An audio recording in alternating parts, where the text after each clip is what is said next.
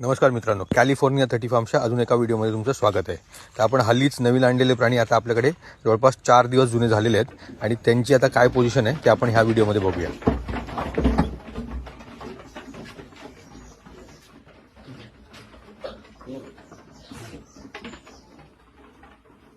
यांची जी गळणारी नाकं दिसत आहेत ना, ही बाय अँड लार्ज सगळ्यांची अशी थोडं नाक गळणं चालू आहे. आता ह्याने तर पाणी प्यायलं म्हणजे तोंड ओलं आहे, पण अदरवाईज हा जो जनरल दर असं नाकाडे डिस्चार्ज, बाकी तसे आता ते कालपासनं बऱ्यापैकी बेटर दिसत आहेत आणि खाण्यापिण्याला रिस्पॉन्ड करतात ते व्यवस्थित.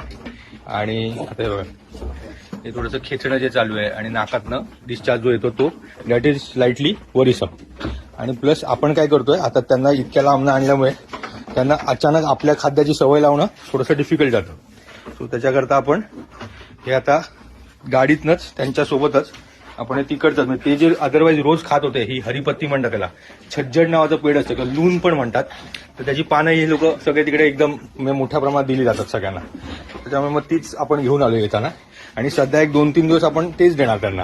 आणि मग हळूहळू ह्याच्यामध्ये आपल्याकडचं जे आपण वापरतोय मटेरियल ते सगळं हळूहळू मिक्स करायला सुरुवात करणार, जेणेकरून त्यांना ते ट्रान्झिशन सोपं जाईल आणि ते त्या नवीन खाद्याला यूज टू पण होतील व्यवस्थित. आता हे सकाळपासनं यांचं आता तिसरं खाद्य घालतो. म्हणजे पहिलं आपण सकाळी त्यांना बाहेर काढलं, मग आतमध्ये आले तेव्हा ते चांगले पाणी वगैरे गुळाचं पाणी प्यायले व्यवस्थितपणे. आता पण गुळाचंच पाणी दिलंय त्यांना.